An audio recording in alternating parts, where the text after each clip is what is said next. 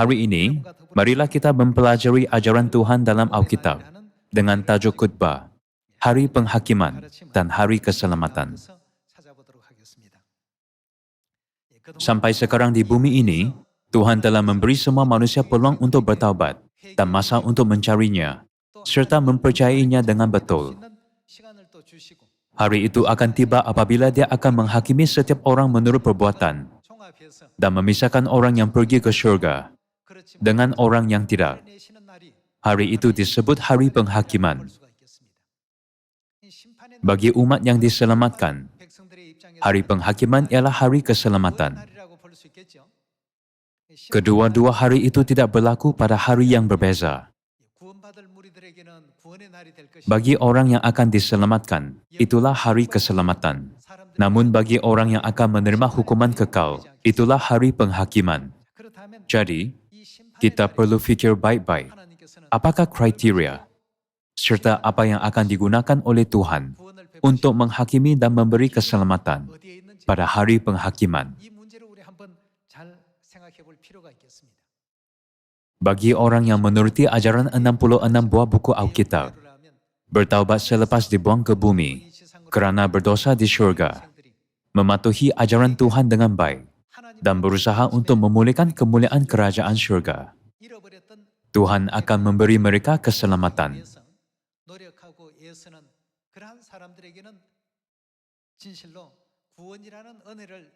Namun, orang yang gagal memenuhi semuanya akan menghadapi penghakiman pada akhirnya.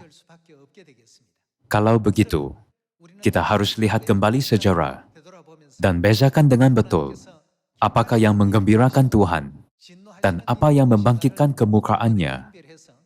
Kita harus menjadi orang yang mengelakkan semua hal yang menimbulkan kemurkaan Tuhan dan mengambil jalan yang menggembirakannya, bukan? Jadi hari ini, kita akan melihat apakah jenis orang dan apakah yang telah mereka lakukan sehingga mereka menimbulkan kemurkaan Tuhan. Pertama sekali, mari kita lihat dalam buku Matius bab 26, case Yudas Iskariot yang mengkhianati Tuhan secara langsung.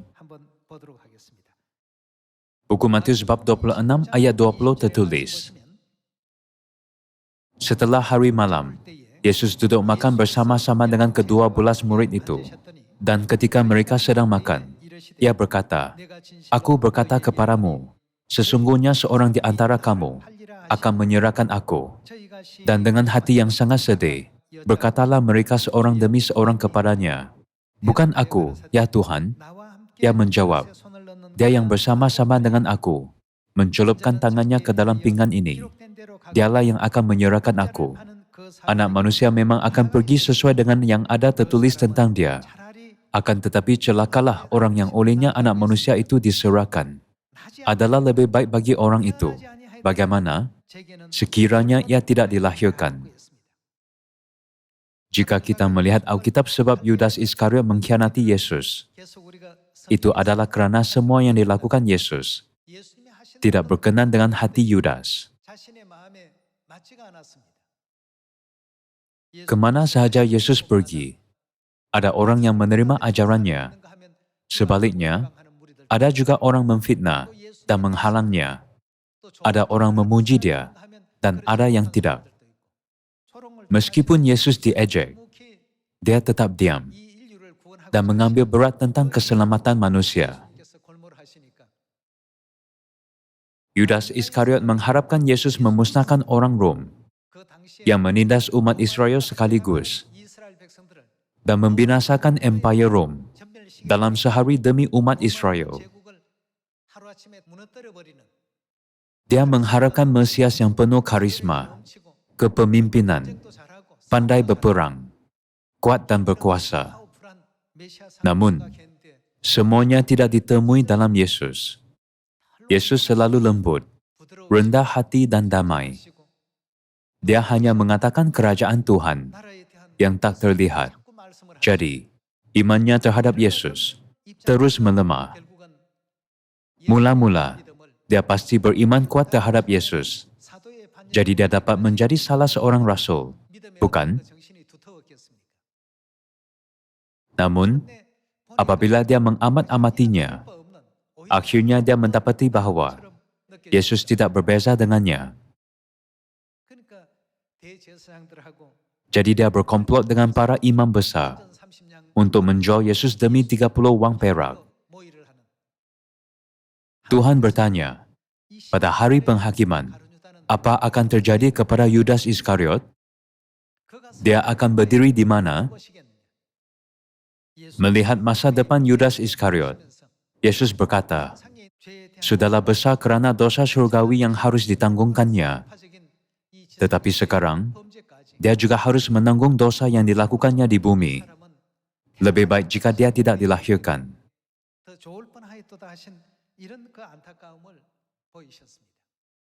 Yesus datang ke bumi ini dalam badan, makan seperti kita, bercakap, dan mengajar kita firman Alkitab.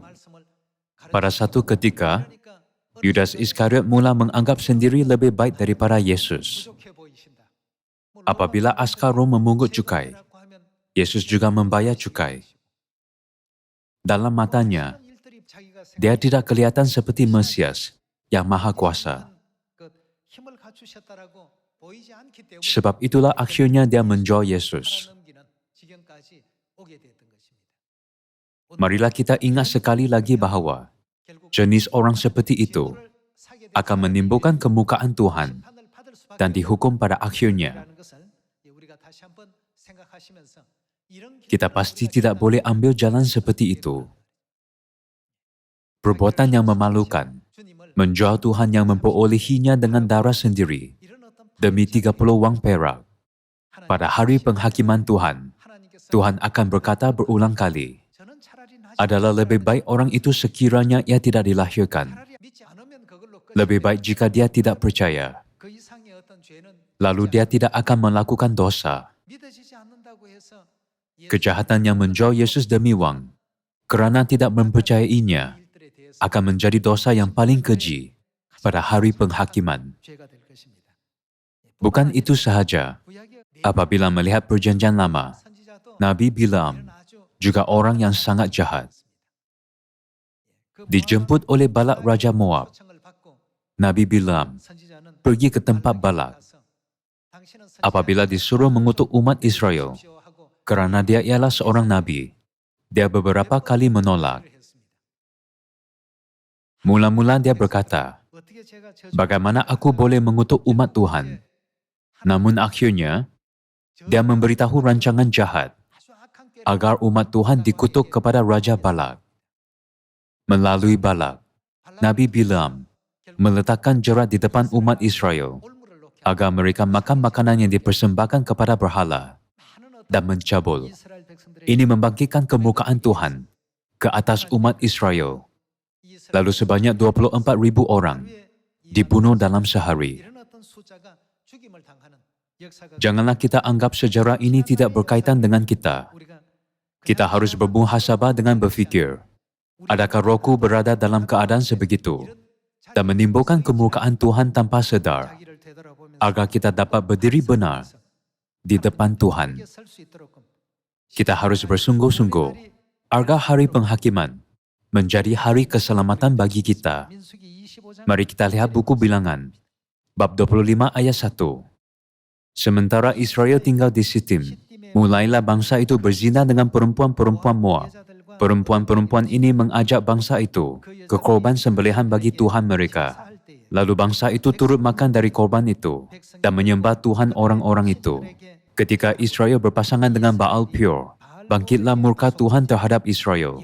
Lalu berfirmanlah Tuhan kepada Musa, tangkaplah semua orang yang mengepalai bangsa itu dan gantunglah mereka di hadapan Tuhan di tempat terang, supaya murka Tuhan yang bernyala-nyala itu surut daripada Israel. Lalu berkatalah Musa kepada hakim-hakim Israel, baiklah masing-masing kamu membunuh orang-orangnya yang telah berpasangan dengan Baal Peor. Kebetulan datanglah salah seorang Israel membawa seorang perempuan Midian kepada anak saudaranya. Dengan dilihat Musa dan segenap umat Israel yang sedang bertangis-tangisan di depan pintu kemah pertemuan. Ketika hal itu dilihat oleh Pinehas, anak Eleazar, anak Imam Harun, bangunlah ia dari tengah-tengah umat itu dan mengambil sebuah tombak di tangannya mengejar orang Israel itu sampai ke ruang tengah dan menikam mereka berdua, yakni orang Israel dan perempuan itu pada perutnya. Maka berhentilah tulah itu menimpa orang Israel. Perempuan-perempuan Moab berdandan cantik untuk menggodai para pemuda Israel, supaya mereka berdosa terhadap Tuhan dengan penyembahan berhala, dan Israel dikutuk oleh Tuhan. Ini ialah rancangan jahat siapa? Bileam. Mari kita baca buku Bilangan, bab 31 ayat 16. Bukankah perempuan-perempuan ini, atas nasihat Bileam, menjadi sebabnya orang Israel berubah setia terhadap Tuhan dalam hal pure, sehingga tulah turun ke antara umat Tuhan. Tercatat bahawa tulah terhadap umat Israel telah dihentikan apabila Pinhas melepaskan kemukaan suci terhadap mereka bagi pihak Tuhan. Namun, ayat ini berkata, nasihat Bileam, apakah itu? Akhirnya dia membuat jerat bagi umat Israel agar mereka mencabul, memakan makanan yang dipersembahkan kepada berhala, dan menggunakan perempuan Moab untuk menggodai mereka. Inilah salah satu kejadian pada 3.500 tahun dahulu, semasa umat Israel hidup di padang gurun.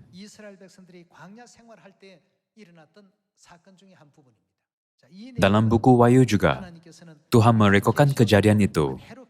Seterusnya, mari kita lihat buku Wahyu bab 2. Jika hari penghakiman tiba, tiada peluang lagi untuk kembali ke kerajaan syurga, dan tiada zaman lagi untuk bertaubat. Kita perlu lebih berwaspada dan berhati-hati dalam segala hal, supaya tidak termasuk dalam golongan orang yang akan dihakimi, tetapi menjadi orang yang akan diselamatkan. Mari kita baca buku Wahyu, bab 2 ayat 14. Tetapi aku mempunyai beberapa keberatan terhadap engkau. Di antaramu ada beberapa orang yang menganut ajaran Bileam, yang memberi nasihat kepada Balak. Bileam ialah Nabi Tuhan. Bileam mengajar Balak untuk apa? Menyesat orang Israel, supaya bagaimana mereka makan persembahan berhala dan berbuat zina. Demikian juga ada padamu orang-orang yang berpegang kepada ajaran pengikut Nikolas. Sebab itu bertobatlah.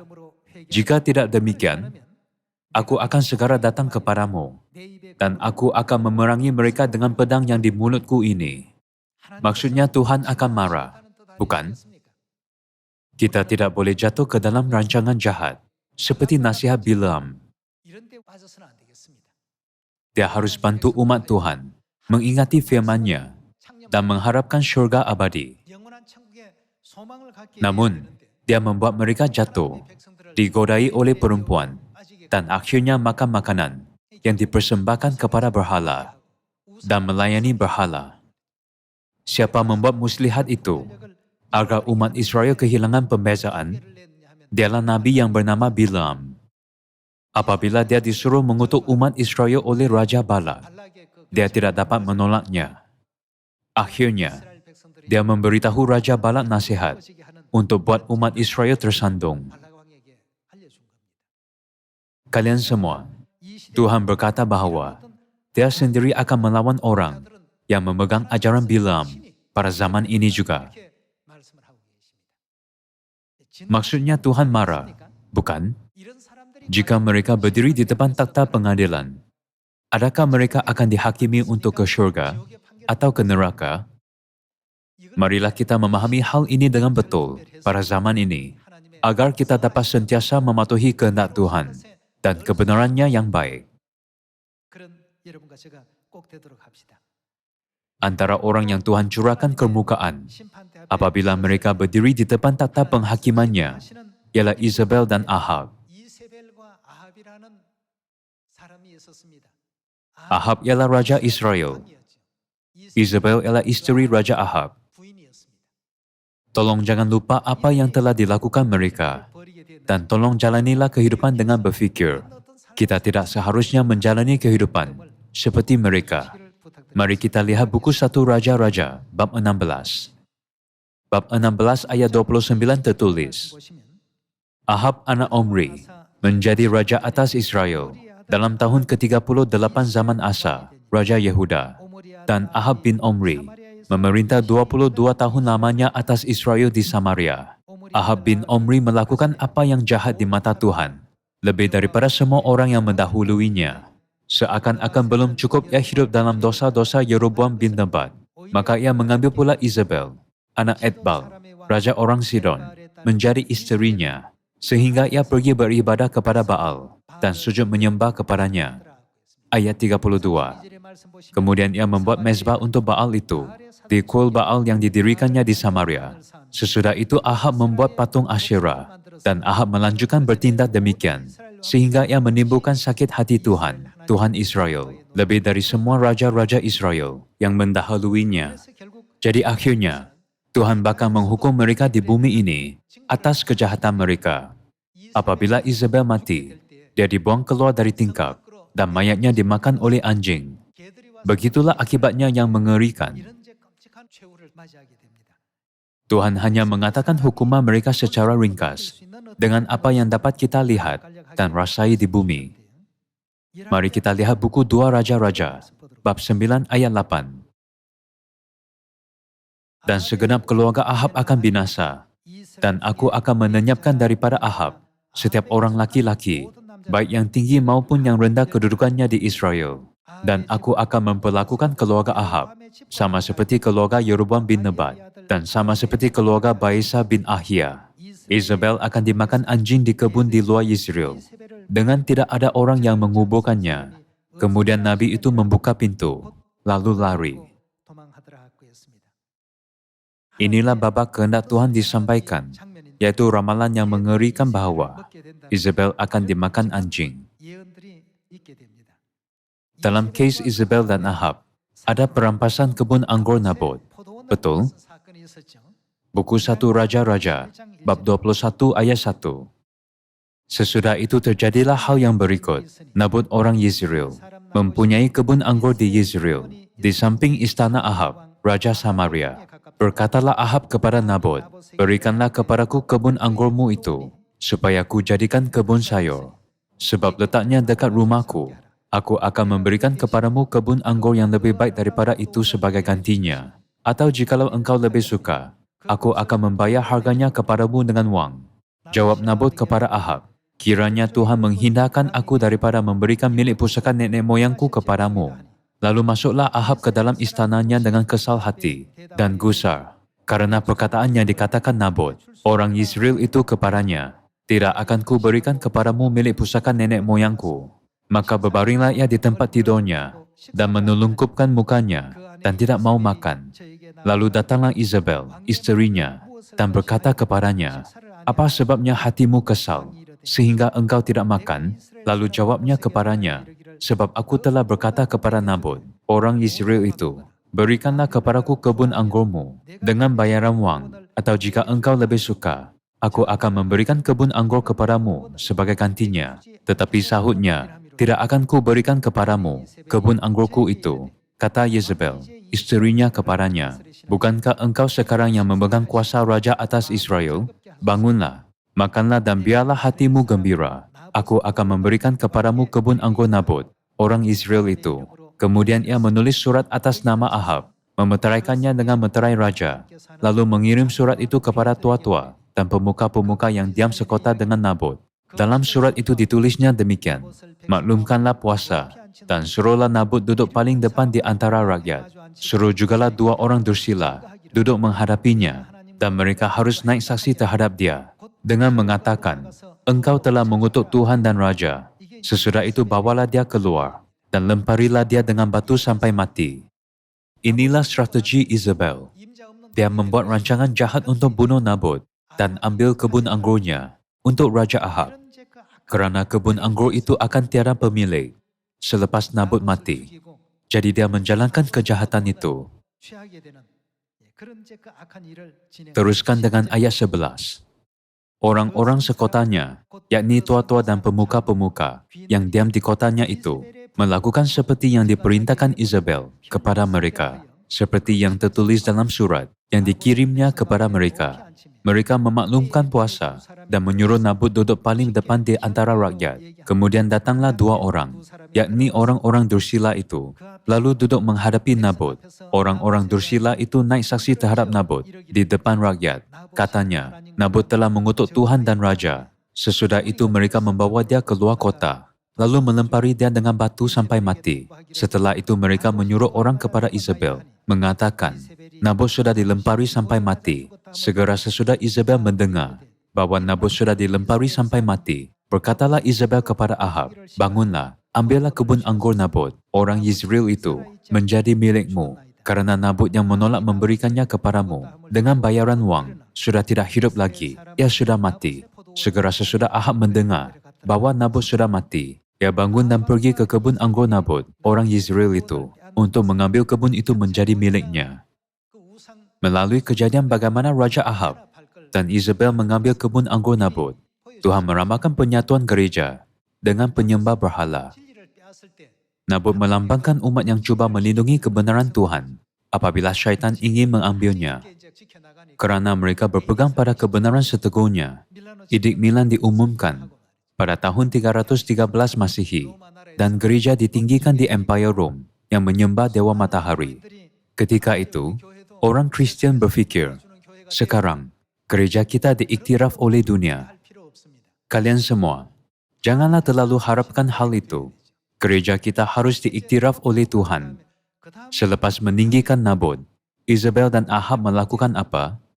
Akhirnya mereka membunuh dia dan mengambil kebun anggurnya. Inilah ramalan bahwa kebenaran Tuhan akan dimusnahkan sepenuhnya di bumi ini dan penyembahan Dewa Matahari akan memasuki gereja. Tuhan memberi ramalan terhadap gereja melalui kejadian kebun anggur Nabot, Ahab dan Isabel. Jadi, ada babak Tuhan mengutus Elia kepada Raja Ahab untuk menegur dia atas kesalahannya. Mari kita baca ayat 16. Segera sesudah Ahab mendengar bahwa Nabot sudah mati, ia bangun dan pergi ke kebun anggur Nabot, orang Yizreel itu, untuk mengambil kebun itu menjadi miliknya. Tetapi datanglah firman Tuhan kepada Elia, orang Tisbe itu, bunyinya, bangunlah, pergilah menemui Ahab, Raja Israel yang di Samaria. Ia telah pergi ke kebun anggur Nabot untuk mengambil kebun itu menjadi miliknya. Katakanlah kepadanya, demikian, beginilah firman Tuhan, engkau telah membunuh serta merampas juga. Katakan pula kepadanya, beginilah firman Tuhan, di tempat anjing telah menjilat darah Nabot, di situ jugalah anjing akan menjilat darahmu. Kata Ahab kepada Elia, sekarang engkau mendapat aku, hai musuhku? Jawabnya, memang sekarang aku mendapat engkau, karena engkau sudah memperbudak diri dengan melakukan apa yang jahat di mata Tuhan. Sesungguhnya, aku akan mendatangkan malapetaka kepadamu.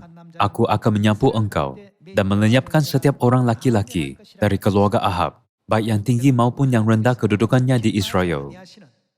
Jadi melalui masa ini, kita harus faham dan sedar bahawa orang yang tidak berkenan dengan Tuhan akan menjadi objek penghakiman. Untuk mempertahankan kebenaran, rasul-rasul dan para nabi memegang iman, bahkan mengembara di padang gurun, pergunungan, gua dan padang pasir. Namun akhirnya, gereja menerima agama Dewa Matahari, menukar hari Sabat kepada hari Ahad, dan Paskah kepada Christmas. Dengan demikian, waktu dan hukum Tuhan diubah. Semua ini telah dinubuatkan melalui kejadian Raja Ahab dan kebun anggur Nabot.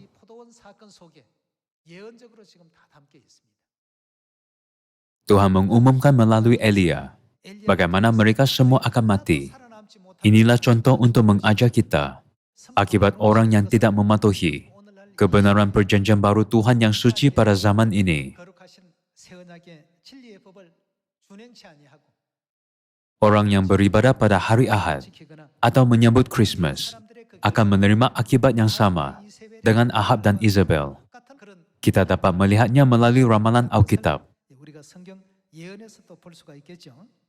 Jadi Tuhan berkata bahawa Dia tidak berkenan dengan orang sebegitu pada hari penghakiman. Ada orang lebih baik jika tidak dilahirkan. Salah satu ialah Bilam. yang di pihak kuasa duniawi, memberi nasihat jahat yang buat umat Tuhan jatuh menyembah berhala dan dibinasakan. Melalui case Isabel dan Ahab, kita juga lihat Tuhan akan menghukum orang yang bimbing orang lain menyembah dewa matahari. Mari kita lihat buku Matius, bab 7 ayat 20. Bagaimana Yesus menjelaskan semua babak ini pada hari penghakiman. Jadi dari bawahnya kamu akan mengenal mereka.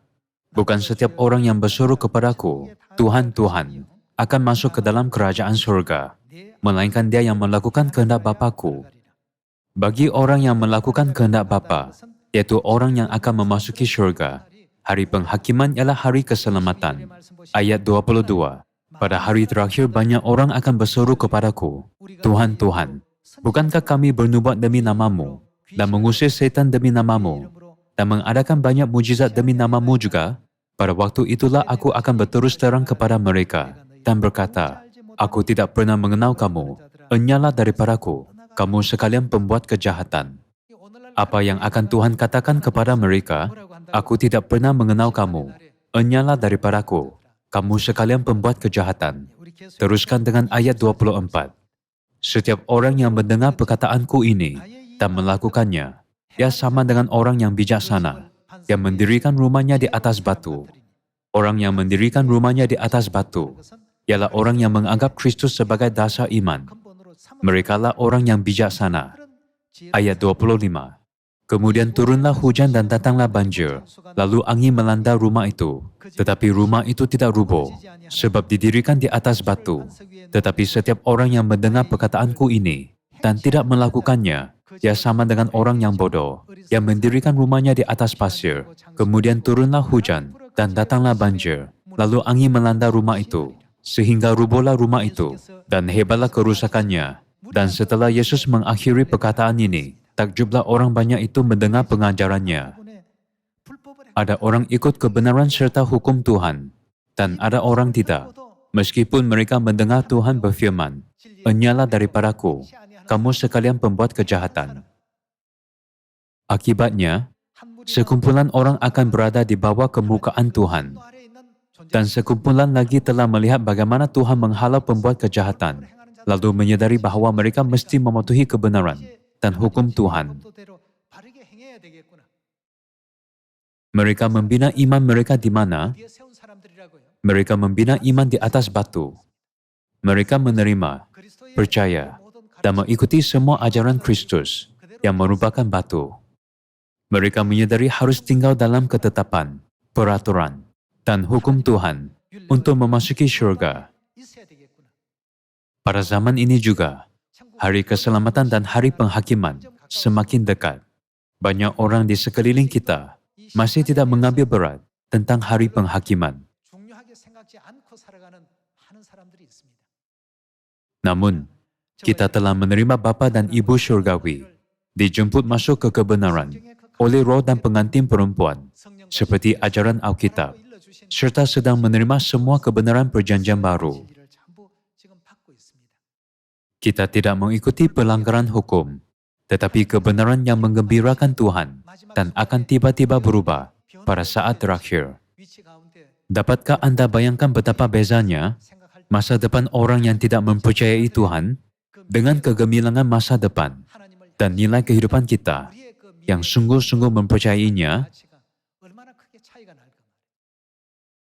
Jadi kita tidak boleh anggap remeh hal Lazarus pergi ke syurga dan orang kaya itu pergi ke neraka dalam perumpamaan tentang orang kaya dan Lazarus dalam buku Lukas. Kita harus lebih waspada dan selalu berfikir, apakah yang dapat aku buat agar berkenan dengan Tuhan supaya kita dapat berdiri benar di depannya? Kita harus berusaha agar hari-hari kita jangan sekali-kali berlalu menimbulkan kemurkaan dan kemarahan Tuhan. Apabila kita berada di syurga, kita melakukan banyak kejahatan yang menimbulkan kemurkaan Tuhan dan dibuang ke bumi. Jadi mulai sekarang, marilah kita hidup setiap hari dengan cara yang layak untuk mendengar pujian Tuhan yang berkata, kamu benar-benar anakku. Pada hari Sabat yang diberkati ini, marilah kita memberikan kemuliaan dan pujian abadi kepada Tuhan Elohim, Tuhan Bapa dan Tuhan Ibu, kerana telah membangunkan kita, dan biar kita ambil jalan mulia ke kerajaan syurga. Sekian terima kasih.